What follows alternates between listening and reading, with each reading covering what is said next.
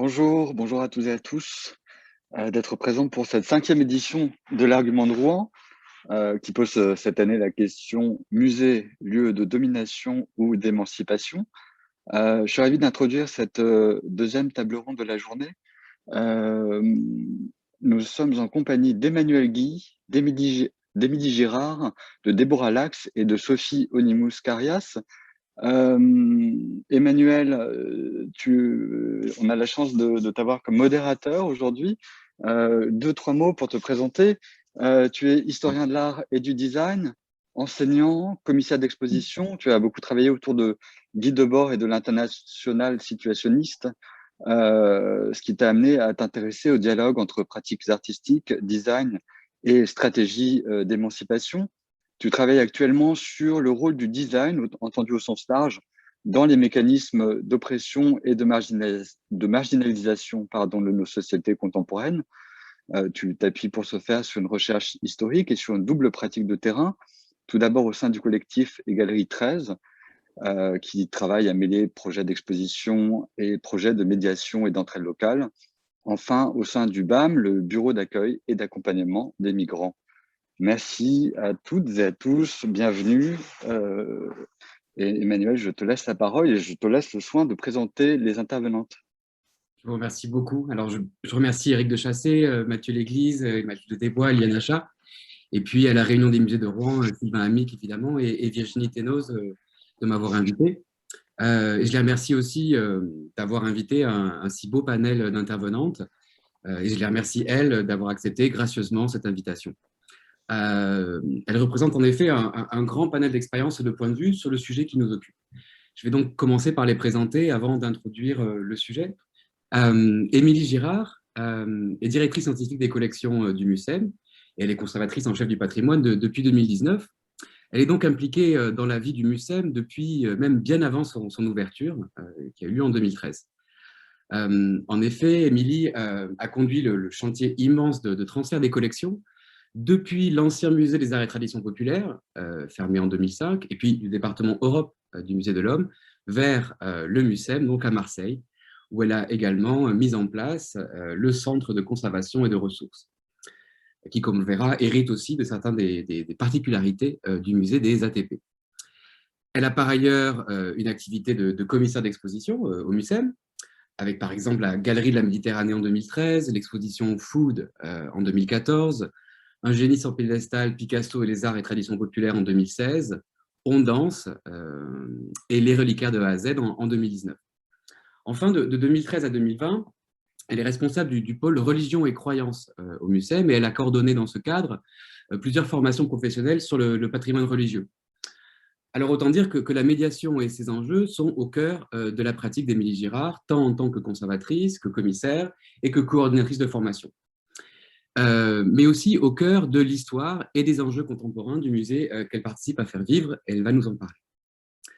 Nous avons aussi l'honneur de recevoir Sophie Onimus-Carias, qui est actuellement et depuis tout récemment directrice de la recherche et des partenariats à l'École nationale supérieure d'architecture à Lyon.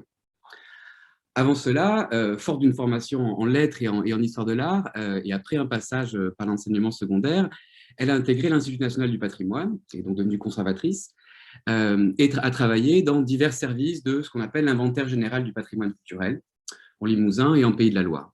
Et finalement, elle a pris la direction du service culture du Musée des Beaux-Arts de Lyon, où elle a donc passé 8 ans. Au Musée des Beaux-Arts de Lyon, elle a conçu et mis en œuvre la politique des publics et la programmation culturelle. Son objectif, c'était d'œuvrer à la diversification des publics, qu'elle a conçu en rapport étroit avec les enjeux d'inclusivité, et elle nous en parlera. Je crois qu'on peut dire qu'elle envisage ce travail comme une collaboration, que ce soit avec la politique scientifique du musée ou avec les réseaux d'acteurs et de partenaires de l'institution, mais aussi avec ses collègues au sein et autour du musée, et avec les publics donc. Son expérience au sein du Musée des Beaux-Arts, qui traditionnellement conserve et présente la culture visuelle et matérielle des classes dominantes, va pouvoir dialoguer avec celle d'Émilie Girard, qui, elle, se trouve au sein d'un musée de société.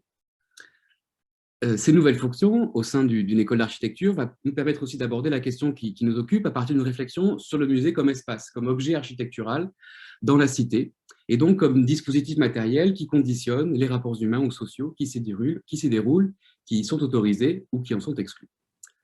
Enfin, j'ai le plaisir aussi de présenter Déborah Lax, chargée de recherche au CNRS, rattachée au laboratoire de recherche interdisciplinaire Société, Sensibilité et Soins à l'Université de Bourgogne. Les enjeux de la médiation sont aussi partie prenante de sa pratique. En tant qu'enseignante, Déborah donc, est enseignante à l'Université de Genève et à l'École du Louvre. Elle a acquis donc une vaste expérience de la médiation des œuvres auprès des étudiants et des étudiantes, que ce soit en salle de cours ou en salle de musée. Sa pratique de chercheuse croise également les enjeux de la médiation. En effet, son travail de recherche a porté pendant, et toujours encore, sur la question de la matérialité et de la récupération dans les années 60, et donc, pour partie au moins, sur ce que les artistes font et nous disent des rebuts, des déchets, de ce qui n'a pas a priori de place au musée. Et puis, ses recherches actuelles portent sur les enjeux de la transmission, de la pédagogie et des dynamiques mémorielles dans l'enseignement des arts plastiques au XXe siècle. Et elle pourra donc aussi évoquer ce que les artistes font du musée dans leur pratique plastique et pédagogique. À partir de ces éléments biographiques, je pense qu'on peut essayer d'abord de définir brièvement ce qu'est la médiation et ses enjeux.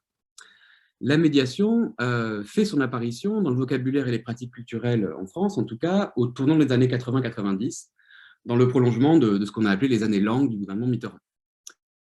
Et du développement donc des politiques culturelles et artistiques de l'État et des institutions qui en dépendent. L'idée centrale de la médiation, et pardon, j'enfonce un peu des portes ouvertes, hein, c'est qu'il faut un intermédiaire, un entremetteur, un passeur entre des œuvres et leur public. Et donc, c'est une pratique qui s'inscrit en faux contre le mythe élitiste, disons, d'une relation immédiate des amateurs aux œuvres et aux objets de la culture. En France, on peut dire que la médiation a constitué une tentative de réponse aux enjeux décrits quelques décennies plus tôt par la sociologie, et notamment par Pierre Bourdieu dans son ouvrage « L'amour de l'art, les musées et leur public » en 1966. Bourdieu et son co-auteur, Alain Darbel, avançaient donc des données sociologiques quantitatives pour mettre en évidence l'inadéquation qu'il y avait entre le discours institutionnel qui inscrivait l'art comme bien commun et les conditions sociales nécessaires de l'accession aux pratiques artistiques et culturelles. La sociologie de l'art a donc permis de théoriser la domination en termes de rapport de classe, mais sans pour autant penser l'émancipation autrement que comme un enjeu d'accès à l'art et à la culture, de démocratisation de l'art, comme Éric de Chassey nous invitait à le discuter tout à l'heure. En d'autres termes, donc, ce projet de démocratisation de l'accès à l'art, il répond bien sûr à une intention louable d'ouvrir les musées et l'art au plus grand nombre, mais il ne modifie guère la structure même du champ de l'art. Au contraire, même, il peut avoir tendance à la renforcer. À rebours de ce discours institutionnel, on a vu se développer, et l'argumentaire de ces journées invitait à y réfléchir, donc à rebours de ce discours institutionnel, on a vu se développer dans le champ politique intellectuel, notamment nord-américain, mais pas seulement, une critique, notamment féministe et coloniale, d'inspiration marxiste, et donc très attachée à la dialectique, qui a cherché donc à démontrer que l'art et la culture sont en fait les outils mêmes de l'hégémonie universaliste et essentialiste occidentale. Cette critique, elle s'attache à décrire des systèmes hiérarchiques de pouvoir et de savoir, ces institutions, ces discours, ces régimes de représentation et de médiation, justement, au service d'un capitalisme que ces penseurs et penseuses définissent comme blanc, hétéropatriarcal, classiste, raciste et sexiste. Alors, autant dire que pour ces critiques, le repli identitaire, le séparatisme, le puritanisme, qu'il soit néo ou tradi, se situe plutôt du côté de la classe dominante, plutôt du côté des privilégiés, de ceux qui ont toujours voix au chapitre, en quelque sorte. Voilà, il y a de grandes figures, des figures en tout cas, qui ont cherché à le penser. Je pense à Frantz Fanon, Édouard Glissant, Edward Said, Angela Davis, Gayatri Spivak, Dipesh Chakrabarty. Et puis en France, aujourd'hui, peut-être Françoise Vergès ou Paul Preciado. Des organisations aussi militantes, telles que Decolonize This Place aux États-Unis, et des pratiques qui se sont développées également dans le champ nord-américain, mais qui commencent à nous parvenir, celle de la pratique des sit-ins ou des manifestations dans les musées. Je pense par exemple à Decolonize This Place, qui a protesté contre la présence de Warren Kanders au board du Whitney Museum, un musée qui aime à se présenter comme progressiste, alors que ce Warren Kanders possède l'entreprise Safariland qui fournit aux différents États des instruments de répression des mouvements sociaux et notamment des gaz lacrymogènes. avec aussi des actions très visibles et médiatiques de recouvrir, d'apposer de la peinture sur des statues, celle de Roosevelt au National History Museum, par exemple à New York. Alors, à l'appui de ces penseurs et activistes, on peut peut-être arrêter ou cesser de penser l'émancipation comme une simple question d'accès et l'envisager de manière maximaliste comme un projet de démantèlement des systèmes de domination. C'est donc un projet abolitionniste qui envisage la prison, l'école et le musée, pour ne citer que quelques exemples, comme des institutions à repenser de fond en comble au sein d'un processus plus large, comme des institutions qui participent à matérialiser les mécanismes de domination. Pour ces penseurs et ces activistes, la transmission cesse d'être pensée en termes hiérarchiques. Il n'y a plus de maître et d'élève, mais elle s'inspire, ces penseurs, d'une pratique horizontale, celle développée par la pédagogie critique de Paulo Freire, Ivan Illich ou Bell Hooks, qui nourrit les pratiques donc aussi de médiation actuelles, avec une démarche donc plus horizontale.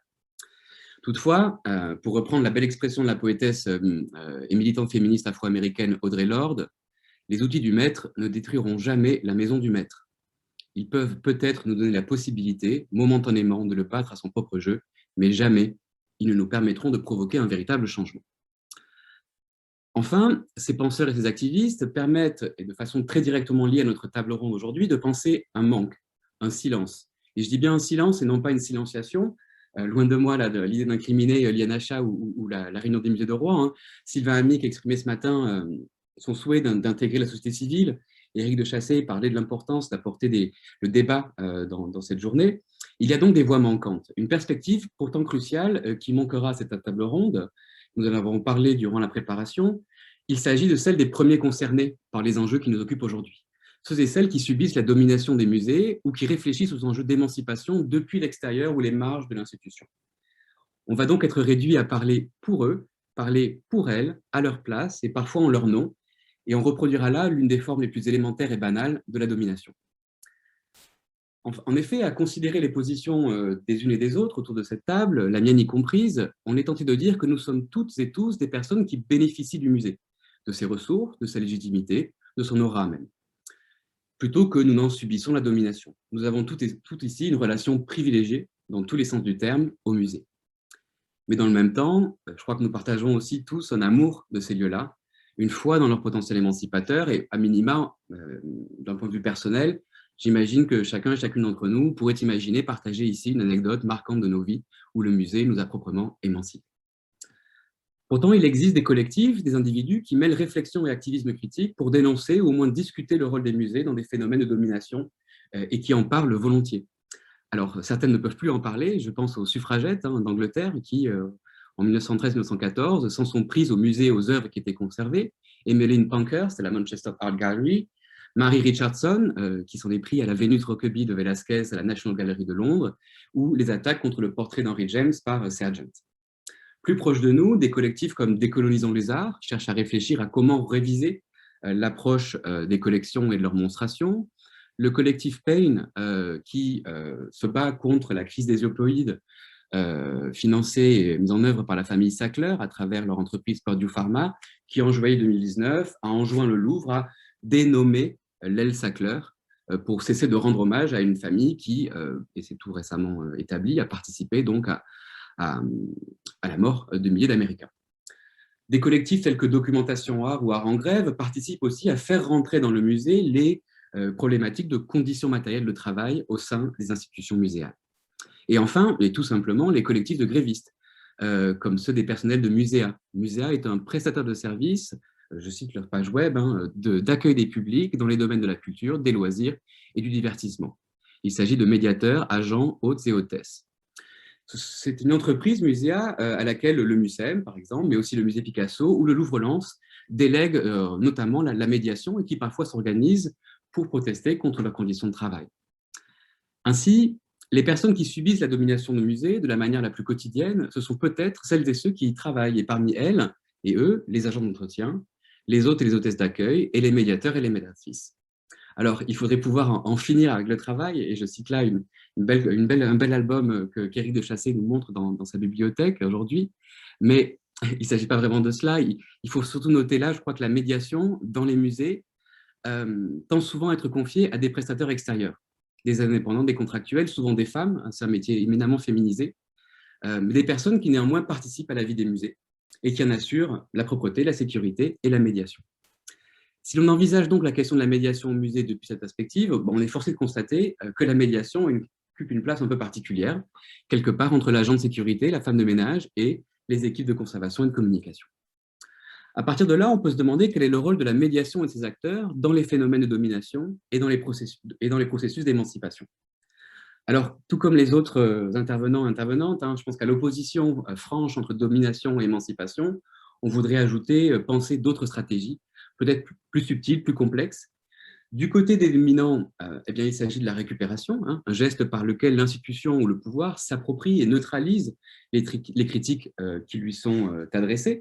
C'est un phénomène assez typique et récurrent, une instrumentalisation des pratiques artistiques critiques au profit de processus dits de pacification, et qui vont donc contre les stratégies de lutte plus radicales. Du côté des dominés, on a une pratique, celle du détournement, un geste par lequel ceux et celles qui se trouvent oppressés saisissent, comme un kairos si vous voulez, les opportunités pour faire entendre leur voix. La philosophe féministe Gayatri Spivak pose la question en ces termes: les subalternes peuvent-elles parler? L'historien décolonial Dipesh Chakrabarty propose de provincialiser l'Europe. Et en cela, il se propose d'envisager l'universalisme singulier de l'Europe comme une singularité qui se prétend universelle. Retournant ainsi la logique, la dialectique, si vous voulez, des termes posés plus tôt dans la table ronde. Alors, du côté des médiateurs, la question est encore plus complexe, et puis c'est surtout des médiatrices, je le rappelle. Il s'agit de penser une négociation entre ces deux pôles, dans une démarche qui n'institue pas, qui ne perpétue pas l'institution, mais qui constitue, une démarche constituante, qui parfois aussi, on va le voir, engage la participation des publics. Pour notre discussion aujourd'hui, on a choisi un parcours qui va aller, pour le dire simplement, du phénomène objectif à l'expérience subjective. Et on reprendra en cela, je pense, un parcours qui a déjà été proposé ce matin. Donc, pour ouvrir cette discussion, on s'est proposé d'envisager d'abord, de manière très simple, le musée comme lieu et comme médium, en commençant de façon très concrète, en abordant la question du musée comme un lieu, généralement un objet d'architecture urbain, un bâtiment à la fois ouvert sur la ville, envisagé comme lieu d'éducation, de loisirs et d'élévation esthétique, spirituelle ou intellectuelle pour ses visiteurs et ses usagers, mais aussi un lieu à l'abri de la ville, en retrait d'elle, un lieu protégé et parfois qui se protège, et où aller ne va pas toujours de soi. En tant que lieu, il formalise bien sûr, il conditionne les relations humaines ou sociales qui s'y déroulent, qui s'y sont permises ou interdites. Et donc, c'est avec plaisir que je sollicite ici Sophie, avec sa double casquette de femme de musée et de femme d'architecture, pour nous parler, aborder cette question. Puis ensuite, je passerai la parole à Émilie et à Déborah. Merci Sophie. Merci Emmanuel. Malgré ce que j'avais dit lors de la préparation, j'ai préparé quelques images du musée parce qu'il me semble important pour vous parler d'un lieu, de vous le montrer, surtout dans le contexte actuel où si vous habitez à plus de 10 km en France, vous ne risquez pas de venir voir le musée de Lyon. Donc pour ceux qui ne le connaîtraient pas et pour appuyer mon propos, j'ai mis quelques images. Vous me direz si tout va bien. Voilà.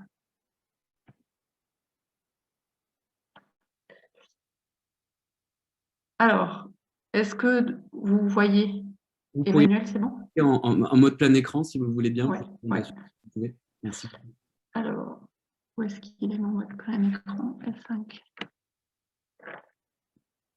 Alors, je vais y arriver. C'est toujours un peu compliqué. Il est où? Alors, je vais commencer et essayer de faire deux choses à la fois, comme souvent. C'est sur diaporama normalement. Et oui, mais il disparaît sous la barre du. Ah zut, oui. Sous la barre d'outils du Zoom. Ah non, voilà, on peut par là, c'est ça. C'est visible pour nous, mais pas pour vous.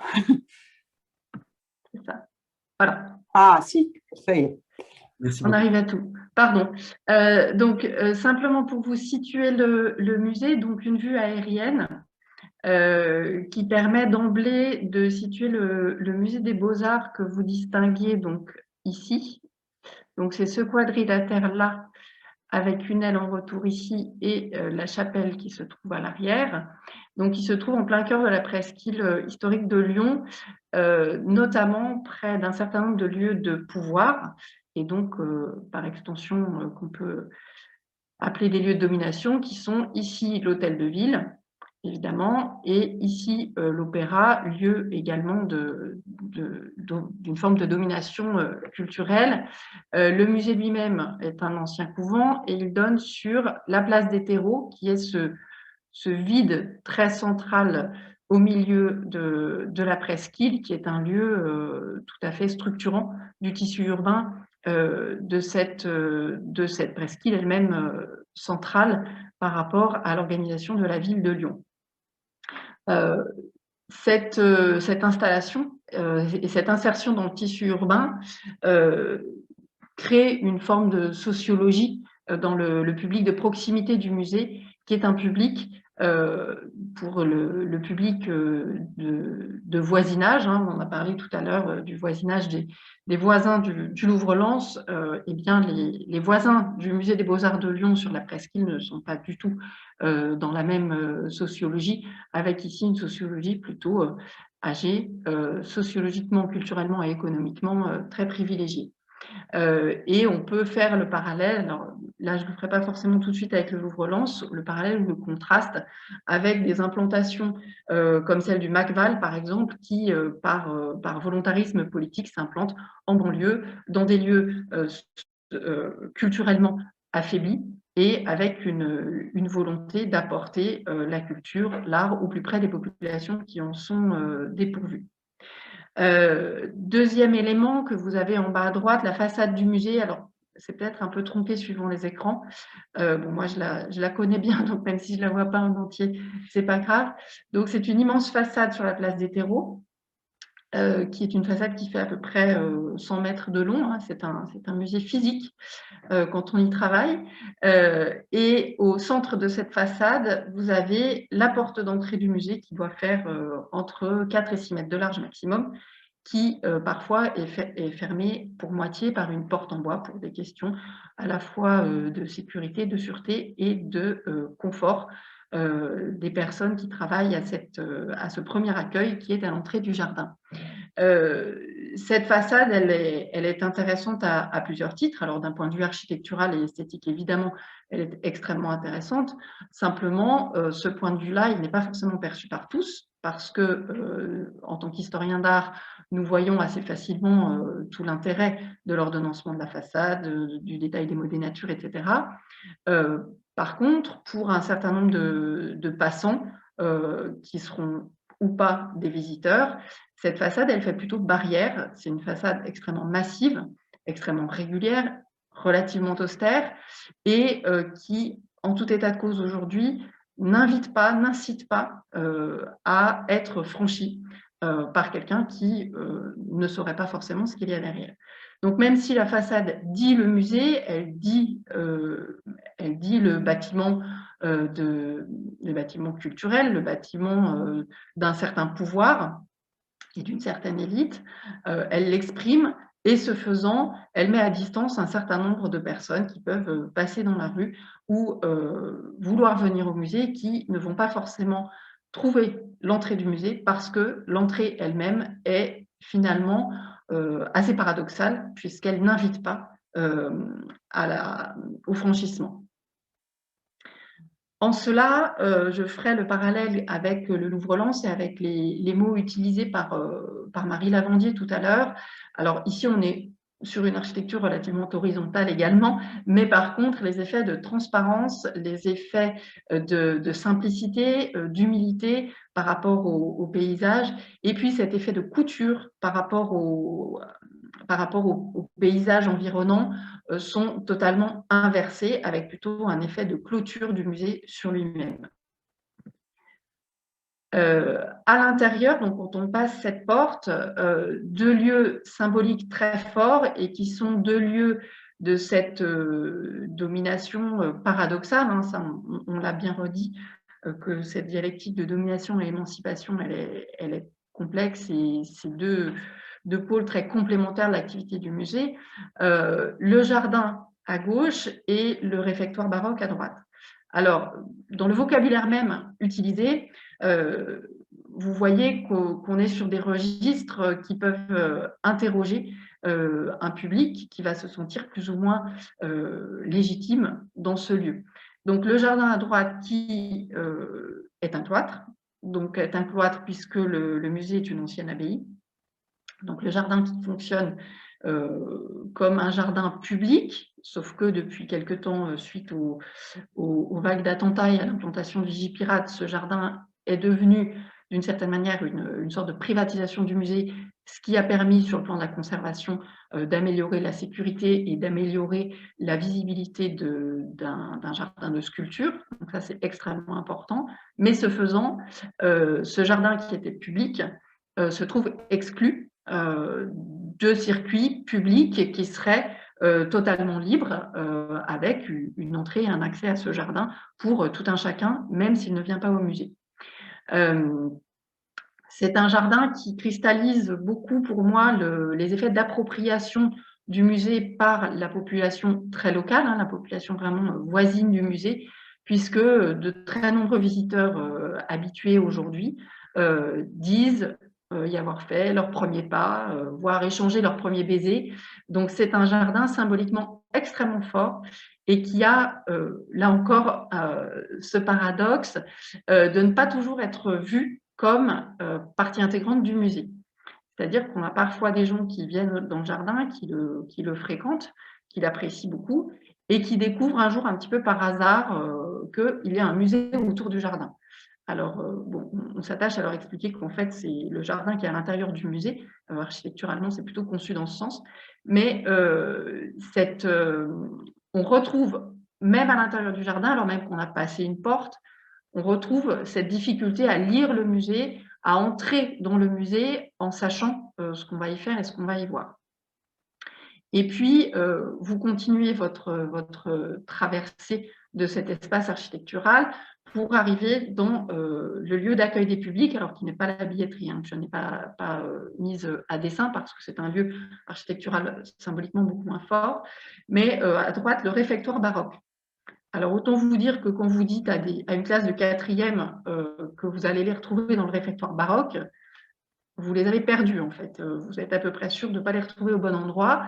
Entre le terme de réfectoire qui leur évoque la cantine et le terme de baroque qui leur évoque pas trop grand-chose, c'est un lieu qui est excluant au minimum et qui exprime par son décor, par sa taille, une forme de domination, c'est très clair.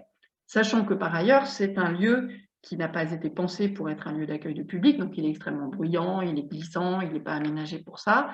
Donc il y a ici une vraie tension de dire, bon, ben, nous on veut accueillir des publics, mais par ailleurs le musée n'arrive pas, ne parvient pas dans les murs qui sont les siens à donner toute sa place au public et à lui donner tout le confort dont il pourrait bénéficier en arrivant.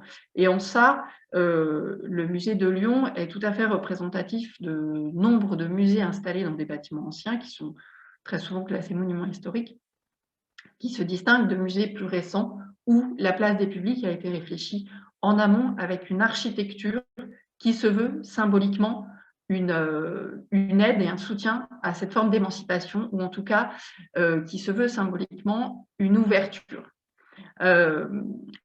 Du coup, le rôle de la médiation là-dedans, il est évidemment multiple. Il est bien évidemment d'accompagner les publics en leur expliquant ce qu'est ce bâtiment, pourquoi le musée est là, pourquoi ça fait sens, pourquoi, on en a parlé tout à l'heure, cet ancien couvent est désacralisé, qu'il ne s'agit plus d'une chapelle, d'un réfectoire pour des sœurs, mais de lieux parfaitement laïques aujourd'hui. Et puis l'autre forme de médiation qui est carrément de l'ordre de la parade, dans le cas du musée des Beaux-Arts de Lyon, qui ne peut pas changer ses murs et qui ne peut pas pour l'instant créer d'antenne à l'extérieur, c'est toutes les activités hors les murs, qui à mon sens sont les vrais leviers pour arriver à un musée. Alors, on a parlé tout à l'heure d'humilité, et effectivement, je pense que dans la démarche de Hors les murs, qui a été déjà mise en place au musée, qui va se développer, je l'espère, il y a la volonté d'aller vers des lieux de proximité, vers des lieux partagés, des lieux où les visiteurs, les voisins, les usagers vont de manière beaucoup plus naturelle. Et ce faisant, le musée allant vers eux, ils viendront sans doute plus facilement au musée. Donc, moi, je parlerais volontiers de musées modestes, voire frugal, même si frugal aujourd'hui, si la frugalité aujourd'hui est un peu galvaudée.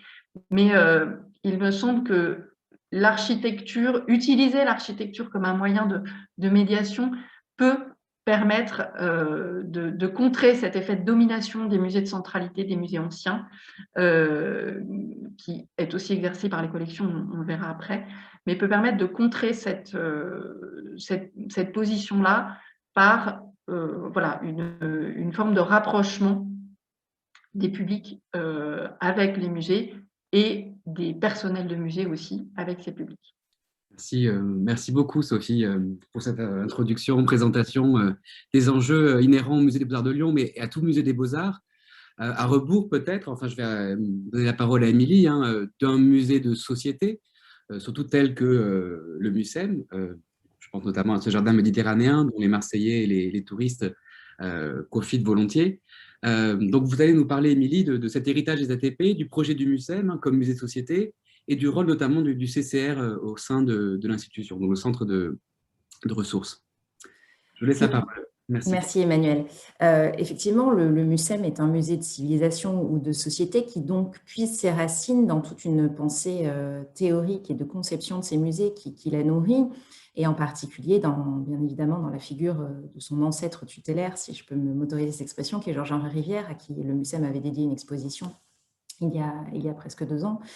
Et en particulier à la pensée écomuséale que Georges-Henri va développer avec Hugues de Varine dans les années 60. On est alors à l'époque sur l'idée du musée comme miroir proposé à la population dans laquelle elle se reflète. Et donc, là, c'est la question de la participation qui irrigue un peu le débat depuis aujourd'hui. Elle est présente très tôt dans la pensée des musées de société et dans la pensée écomuséale en particulier. Ce rôle social du musée, puisque nous n'ayons pas peur d'utiliser ce terme qui là aussi est à la mode, il est donc, j'allais dire, intrinsèque à la conception même des musées de société, et c'est quelque chose qui n'a pas cessé d'être présent dans la conception de ce qu'est le MUSEM et de ce qu'il doit être, et de la place qui doit être donnée à la parole des usagers, des habitants. J'aime bien aussi cette formule que Marie Lavandier a utilisée tout à l'heure. Elle fait vraiment écho à la pensée écomuséale d'ailleurs. Et on l'expérimente, on en reparlera tout à l'heure, sur des processus de collecte, sur des processus de co-construction aussi du discours même des expositions. Et cette question-là, donc de l'accès à ce qu'est le musée, à sa collection, on a vraiment souhaité qu'elle soit au cœur des processus qui ont guidé la conception aussi de l'espace de réserve, pour faire court, et donc de ce centre de conservation et de ressources. Donc, je vais essayer de vous montrer une image pour ceux qui ne le connaîtraient pas. Vous voyez peut-être le PowerPoint ici. C'est vrai qu'on a voilà, hop, le diaporama. Je vais mettre là. Pardon, comme ça vous l'aurez en plus grand.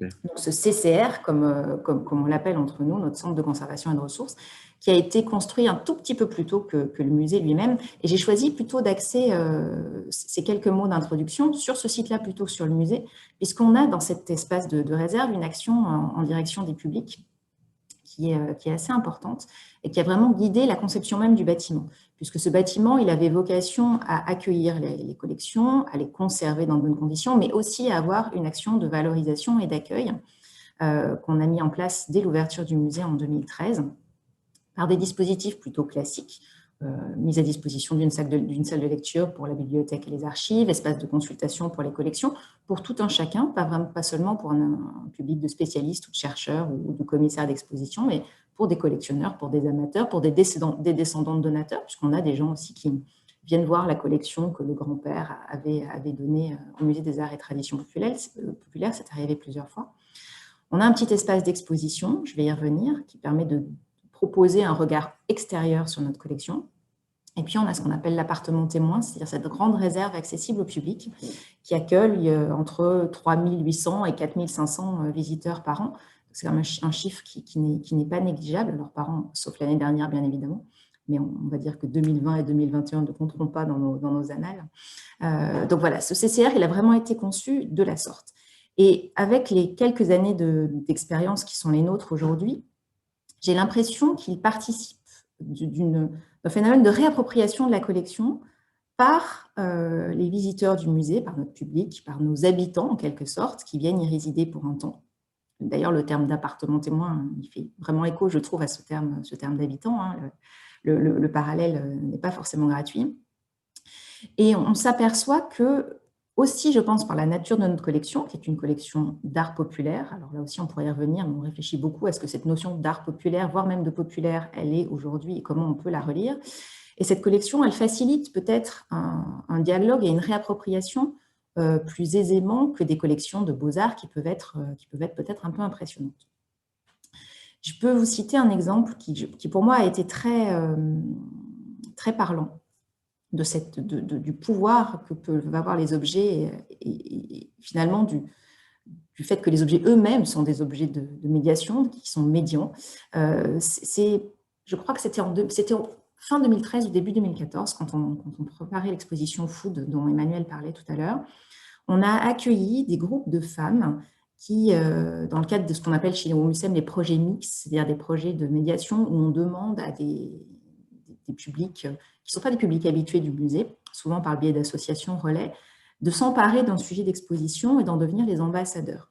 Donc, dans ce cadre-là, on les reçoit souvent en amont dans les réserves pour leur montrer la collection, leur montrer les objets qui sont pressentis dans un discours d'exposition et leur demander de se les approprier, d'enrichir parfois le discours sur ces objets.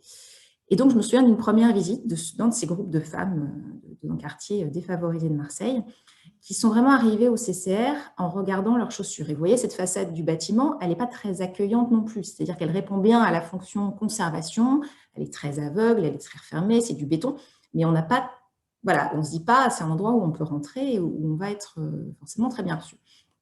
Et donc, ces femmes, elles sont arrivées en regardant leurs pieds, très timides, ne disant rien. Je me suis dit, l'après-midi va être longue parce qu'il va falloir arriver à créer du lien et ce n'était pas forcément donné d'avance. Et sans mentir, hein, au bout de 5 minutes, une fois qu'on est dans l'espace de réserve, alors je peux vous montrer d'ailleurs une de ces allées, les langues se sont déliées. Très simplement parce que c'était « Ah, bah, cet objet, moi j'ai vu ma grand-mère s'en servir, elle s'en servait comment, moi la mienne, elle l'utilisait plutôt comme ça ». Et je veux dire, l'espèce de frontière, de fracture, de distanciation qui pouvait exister, elle s'est dissoute extrêmement rapidement. Et on avait du mal à sortir de la réserve pour passer à la suite des opérations de l'après-midi parce que vraiment, le dialogue s'était instauré très, très facilement. Et ces objets, ils ont été eux-mêmes vecteurs de médiation très facilement parce que parce que quotidien, parce que vu en usage par ces personnes. Donc, ça, c'était un exemple dont je voulais vous parler, mais je pourrais vous en citer beaucoup d'autres. On a des projets, je citais tout à l'heure la petite salle d'exposition avec des classes qui sont une série d'expositions qui s'appelle « Les jeunes font leur musée ». Et sur une année scolaire, on leur propose de devenir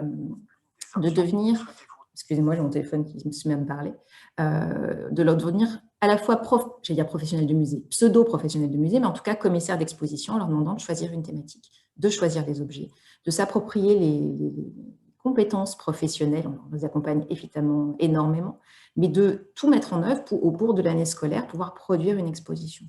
Donc cet espace de réserve qui est architecturalement fermé sur lui-même, il n'en est pas moins un outil de médiation important qui permet de pouvoir donner un espace de parole autre et différent aux usagers du musée.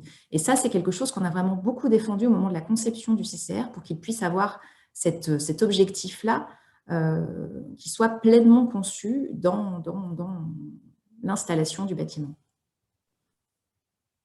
Merci beaucoup, Émilie.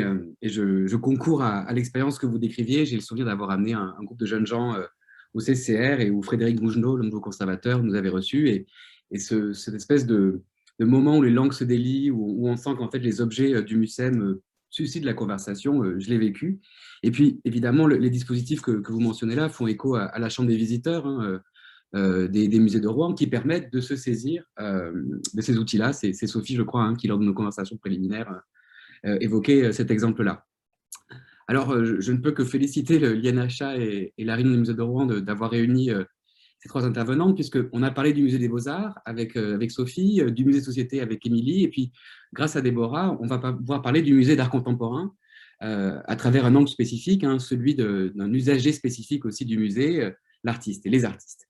Autour d'un exemple que je vais dévoiler, si j'arrive à le prononcer, c'est toujours l'enjeu, le Crocrodrome, dans le forum donc, du Centre Pompidou, avec encore une fois une autre architecture, ici un autre projet architectural que tu vas peut-être mentionner, Déborah. Je te laisse la parole. Merci beaucoup, Emmanuel. Oui, en effet, il y a pas mal de choses qui passent entre nos trois petites interventions là, de ce matin. Moi, je voulais vous parler, vous proposer de réfléchir ensemble à un type particulier d'usager, de spectateurs, peut-être d'habitants, un autre type d'habitants, habitants de musées cette fois-ci, c'est-à-dire les artistes, qui ont un rapport avec le musée assez particulier, évidemment, qui est ni le rapport que les historiennes de l'art peuvent avoir avec le musée, ni le rapport de tout public, parce que justement les artistes arrivent dans un musée pour y prendre ce qui va faire sens pour eux, avec une grande liberté, et je pense que c'est évidemment un élément important, ce rapport au musée des artistes, qui vont y trouver des références, qui vont s'y fabriquer une famille, et le terme de famille est important parce qu'il sous-entend tout un arrière-plan subjectif, émotionnel, sur lequel je reviendrai et qui me semble vraiment, vraiment important pour notre discussion. Au fond, les artistes vont au musée pour faire leur histoire de l'art, sélective, subjective, je l'ai dit, très différente d'un intérêt qu'il soit académique ou qu'il soit objectif. Pourquoi ? Parce qu'il est évident, acquis, que dans le rapport des artistes au musée et aux œuvres, il y a toujours un rapport à soi-même, à sa propre démarche, à son propre travail, sa propre pratique, à ce qui va faire sens donc pour soi à un moment donné. Et donc cette idée, ce type de pratique du musée me semble être une clé ou un outil au moins pour penser la médiation et le rapport justement, un rapport peut-être émancipé au musée. Et donc, dans cette perspective, je pensais au musée d'artistes. Alors, on pourrait parler de Marcel Brother, c'est du musée d'art moderne, département des Aigles, qui l'a occupé de 68 à 72 plus particulièrement. Mais, comme Emmanuel le disait, je pensais plutôt vous parler voilà, je partage mon écran aussi. Je pensais plutôt vous parler du Crocrodrome. Le Crocrodrome, c'est une commande qui a été faite pour l'ouverture du Centre Pompidou.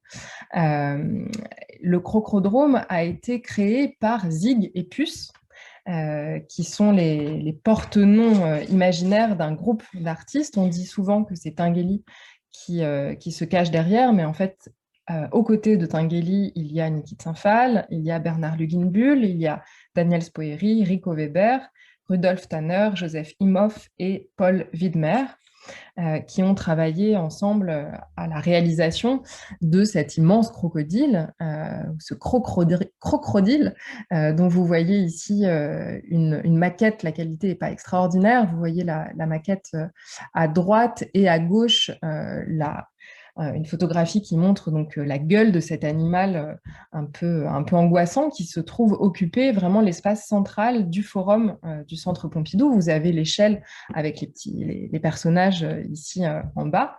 La gueule du crocodile s'ouvrait et se refermait. On pouvait évidemment entrer dans le crocodile. Il y avait un train fantôme à l'intérieur. La patte arrière du crocodile était recouverte de chocolat pour que les enfants puissent venir grignoter. Et puis surtout à l'intérieur de ce crocodile, qui était tout de même un peu ambivalent dans l'accueil des publics dans le musée, parce que c'est un petit peu stressant, eh bien, à l'intérieur, Daniel Spoerry avait investi le ventre de l'animal pour y créer son musée sentimental. Dans le musée sentimental de Daniel Spoerry, vous voyez ici quelques photographies. Alors, c'est des photographies du montage, donc les choses sont pas complètement terminées, mais on a une idée un peu de l'organisation de l'espace. C'est vraiment un espace qui est dans le ventre, c'est-à-dire vraiment dans l'intestin du crocodile. Hein, donc, il y a vraiment une déambulation comme ça dans un espace un peu caverne, tout est peint en noir, avec des lampes très faibles qui éclairent juste les petites vitrines. Et dans chacune de ces vitrines, on va trouver des objets que Daniel Spoerry a choisis, des objets qu'il dit sentimentaux, qu'il dit aussi fétichistes. Et il appelle ce musée sentimental un musée fétichiste de l'art. Vous voyez là quelques exemples, la palette de Delacroix, chaussures orthopédiques de Talleyrand, un coffret de cheveux de Victor Hugo coupé à différentes périodes de sa vie, le feutre noir d'Aristide Briand, une plume d'autruche de la duchesse d'Angoulême. Il y a évidemment beaucoup d'exemples différents. Mais ce qui est intéressant ici, c'est que Daniel Spoerry s'intéresse avec beaucoup de liberté à des objets au fond absurdes. Et l'absurdité de ces objets est vraiment à maintes fois soulignée par l'artiste qui dit, non, il y a un livret qui accompagne l'exposition, qui dit que ces objets sont sans doute faux et que après, au fond, c'est pas très grave. Pourquoi? Parce que ce qui l'intéresse, c'est évidemment pas la véracité de l'anecdote, c'est ce que l'anecdote va réveiller en lui, le fait qu'il trouve dans ces différents objets matière à se projeter, matière à imaginer et donc matière à se fabriquer ce musée sentimental qui est avant tout sentimental pour lui-même, lui qui crée le musée. Et donc, dans la pratique de Spoerry, de ce musée sentimental, il me semble important de souligner la valorisation de la subjectivité qui nous permet de penser aussi plus largement la valorisation du regard de chacune et de chacun sur des objets, et c'est quelque chose dont je parlerai dans la deuxième partie si on a le temps, parce que je vois que le temps file. Mais donc c'est une façon de penser ce regard individuel, et puis de penser, d'utiliser aussi l'absurde, d'utiliser ce qui peut être éventuellement aberrant. Et j'utilise ce terme parce que Spoerry s'est fait faire un tampon, il aime beaucoup les tampons, vous en voyez ici quelques-uns, tampon aberrare humanum est. Et ce sont des tampons, ça c'est une photographie que j'ai prise sur les cahiers de l'exposition, et aberrare humanum est, aberrare qui vient de dévier, déviant, je sais pas comment dire, la déviation, adopter un point de vue, un regard déviant, décalé, c'est quelque chose que Spoerry propose dans ce musée et qui me semble important à penser aujourd'hui. Merci beaucoup Déborah, et merci beaucoup toutes les trois. Donc, avec Sophie, on a pu penser une forme de phénoménologie de l'architecture. Avec Émilie, combien l'expérience individuelle et collective du musée était cruciale dans les dispositifs pédagogiques et des recherches. Et puis, grâce à toi, Déborah, on a abordé la question de la subjectivité et des sentiments. Autant de petites stratégies qu'on a envisagées comme étant des manières d'écouter, justement, de faire entendre la parole des concernés. Et donc, on va passer maintenant à la médiation, à envisager la médiation, non pas tant au sein de cette opposition, domination-émancipation, mais comme une forme de négociation, une pratique, en tout cas, une négociation en pratique et permanente entre ces deux pôles. Donc, comment est-ce qu'on écoute la parole des concernés et on l'intègre? Alors, on s'était proposé de commencer avec Émilie autour des enjeux de la collecte, son histoire, ses enjeux éthiques et des pratiques participantes, avec des exemples que vous avez choisis pour nous, Émilie, et puis nous écouterons Sophie et Déborah à nouveau. Oui, alors c'est vrai que cette question de la collecte, je l'ai abordée tout à l'heure déjà un tout petit peu, mais elle va être vraiment partie prenante de l'histoire de la constitution des musées de société, là encore. Au Musée national des arts et traditions populaires, donc créé en 1937, elle va se mettre en place dès ces années 30-là, les premières grandes collectes et l'enquête sur la Basse-Bretagne, qui, au-delà de la collecte, et puis ensuite les enquêtes coopératives sur programme, les campagnes de recherche coopérative sur programme, qui vont vraiment marquer l'identité, l'ADN du musée. L'Aubrac, c'est peut-être l'exemple le plus célèbre, dont la postérité, en tout cas la plus grande, et qui a ramené dans les collections. Alors tiens, je pourrais vous le montrer d'ailleurs, le fameux buron. Hop. Je ne sais pas si vous voyez l'écran. Oui, très bien. Hop. Tac. Ah, ça, je me suis plantée, mais je vais recommencer ça. Il est là, le buron. Hop. Et enfin, je continue en même temps que je tripatouille là-dessus. Donc effectivement, cette collecte, elle va être au cœur des modes d'enrichissement des collections et elle va non seulement apporter dans les escarcelles du musée des objets, mais elle va aussi et surtout être, j'allais dire, le moyen, le médium pour enrichir ce matériel, ces objets matériels, voilà le buron tel qu'il était représenté dans l'exposition Jean-Jean-Rivière, enrichir cette collecte d'objets de témoignages sonores, audiovisuels, qui vont permettre de contextualiser les objets collectés et de donner la parole à leurs utilisateurs premiers, à leurs fabricants, aux personnes qui sont les personnes qui utilisent, qui évoluent avec ces objets-là. Ce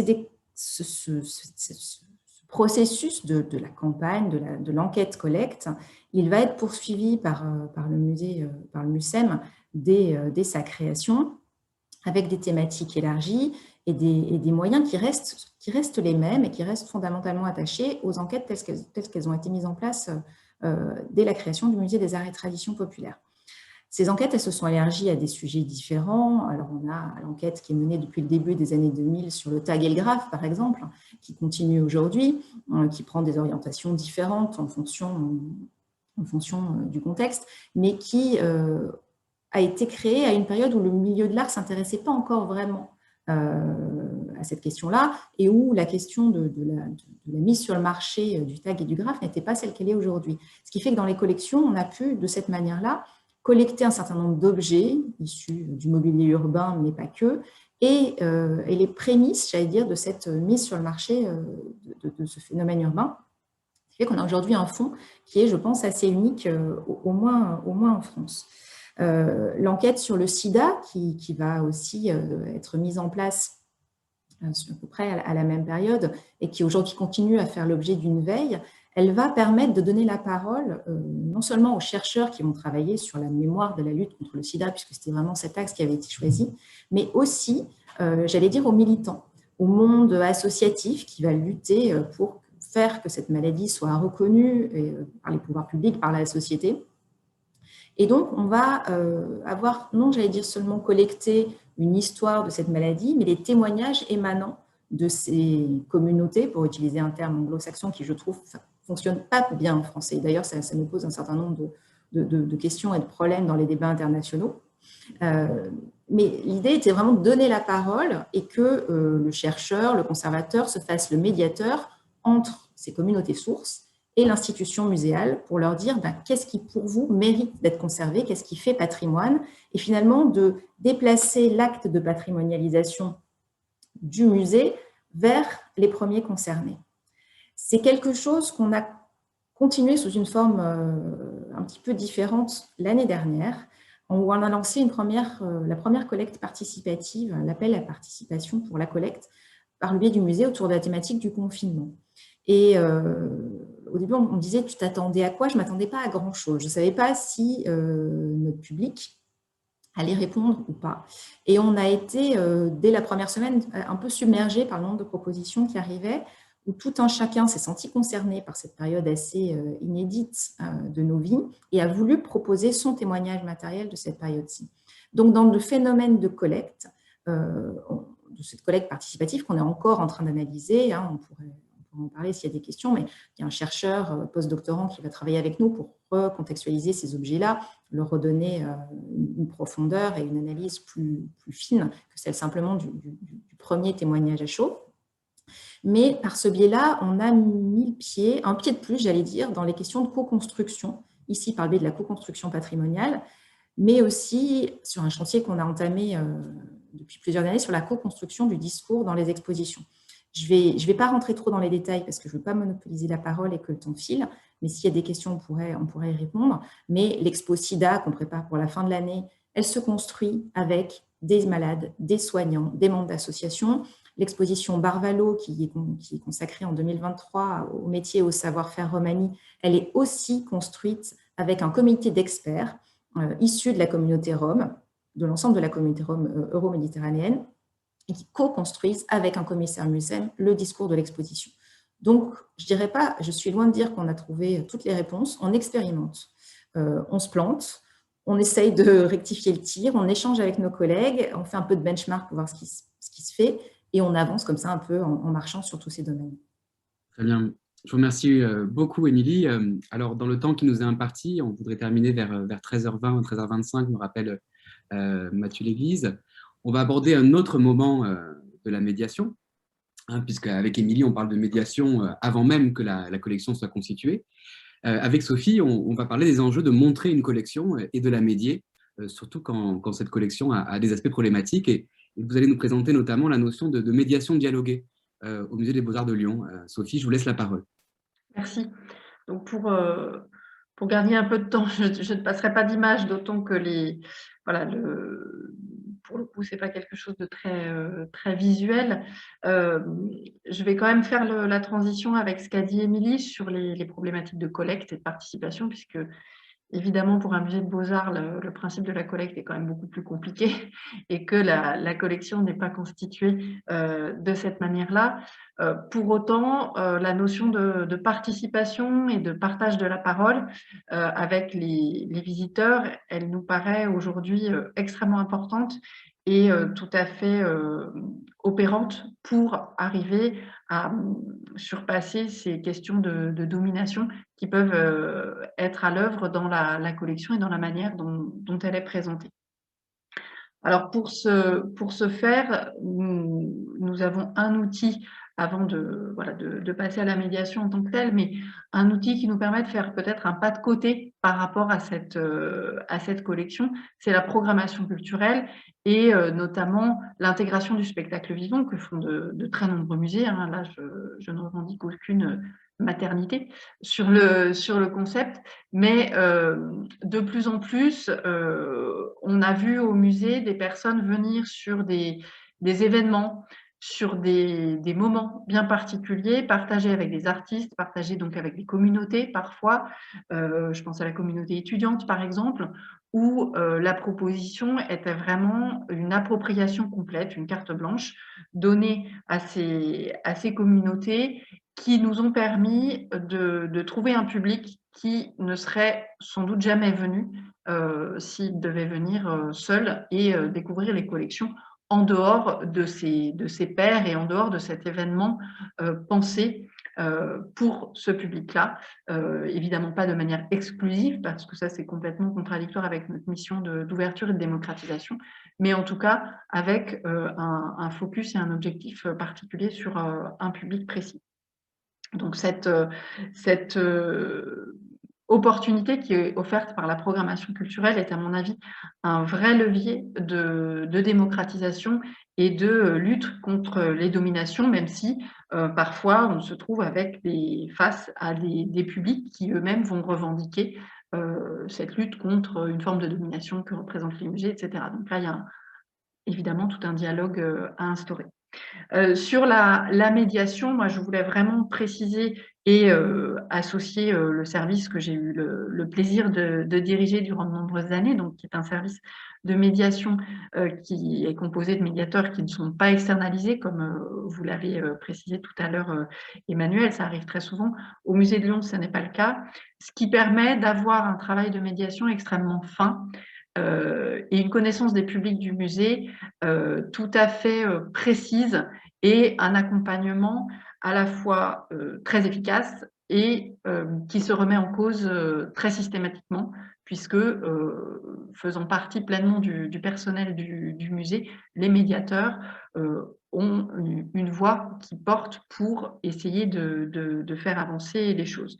Et je me souviens de discussions que nous avions eues de manière très, très vive, très virulente parfois, autour de la question du nu, par exemple. Alors, du nu féminin, mais pas uniquement, dans nos collections. Alors, comme en tant qu'historien d'art, on le sait, si on se met à supprimer tous les nus féminins, ben, on va supprimer quand même de très, très grands pans de l'histoire de l'art. Donc, ça va être compliqué de faire des musées avec ça, sans ça plutôt. Donc, l'idée, c'était de trouver des moyens pour accompagner au mieux les visiteurs qui peuvent s'émouvoir de cette surreprésentation ou de la représentation de nus dans à peu près toutes les parties des collections. Et en ça, la médiation qui n'est plus aujourd'hui, en tout cas notamment pour les scolaires, mais même avec les adultes, qui n'est plus descendante, comme on l'a dit tout à l'heure, qui n'est plus une parole unique transmise à un public en bloc, cette médiation qui est beaucoup plus dialoguée, beaucoup plus construite, je dirais, en tout cas déconstruite, reconstruite, se trouve quand même aujourd'hui relativement efficace par rapport à ces questions d'enjeux de domination et d'émancipation. C'est-à-dire que les médiateurs n'arrivent plus avec un discours tout fait, mais vont prendre les avis, les discours des visiteurs, les déconstruire, pourquoi il y a des préjugés, pourquoi toi, notamment avec les plus jeunes, hein, pourquoi toi tu juges ça de telle manière, et pourquoi à tel moment les artistes, ben, eux, ils ont fait différemment, dans telle civilisation, à telle époque, etc.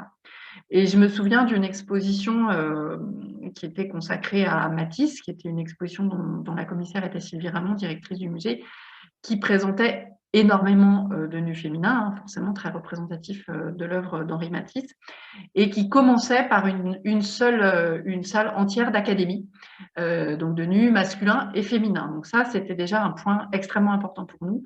Et au début, plusieurs membres de l'équipe se disaient, voilà, mais comment on va commencer l'exposition avec une salle entière de nus?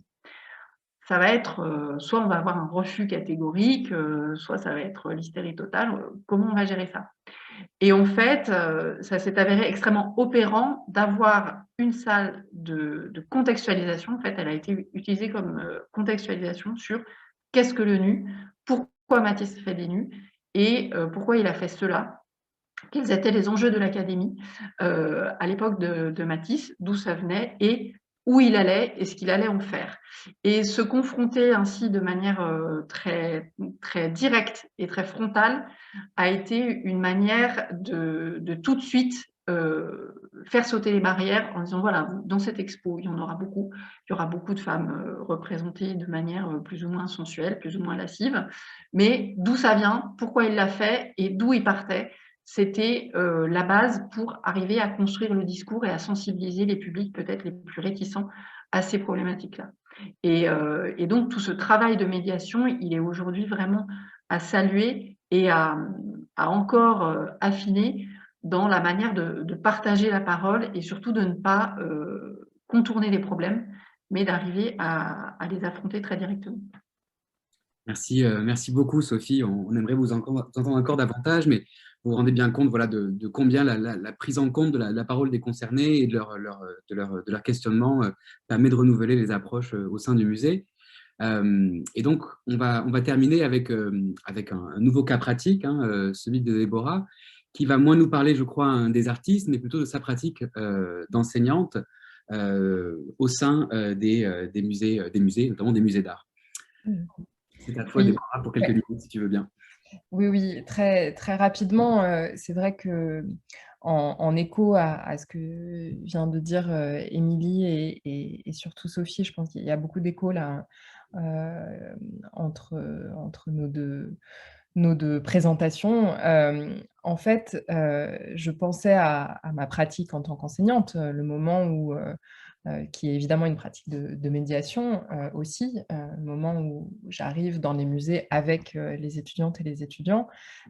Au fond, comment faire d'un point de vue vraiment voilà, pratique pour que pour que ces étudiantes et ces étudiants informés, historiens et historiennes de l'art, s'approprient des œuvres et comment initier justement un rapport direct, individuel avec les œuvres.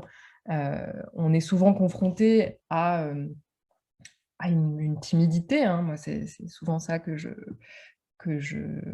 vois, une timidité qui vient de toute une habitude de dévalorisation, notamment du regard non informé. On a peur de ne pas bien dire, de ne pas bien faire, notamment, je pense à l'exercice de l'analyse, qui est un de nos grands outils en tant qu'historienne et historien de l'art.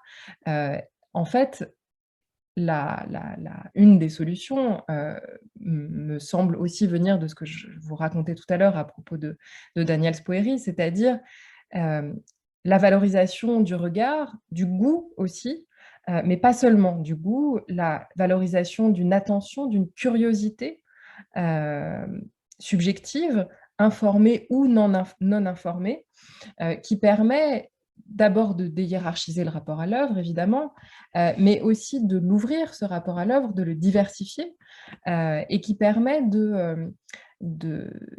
au fond, de prendre en compte le regard non seulement subjectif, mais aussi sentimental, c'est le terme de Daniel Spoerri, et puis je rajouterais peut-être le regard, un rapport d'émotion aux œuvres.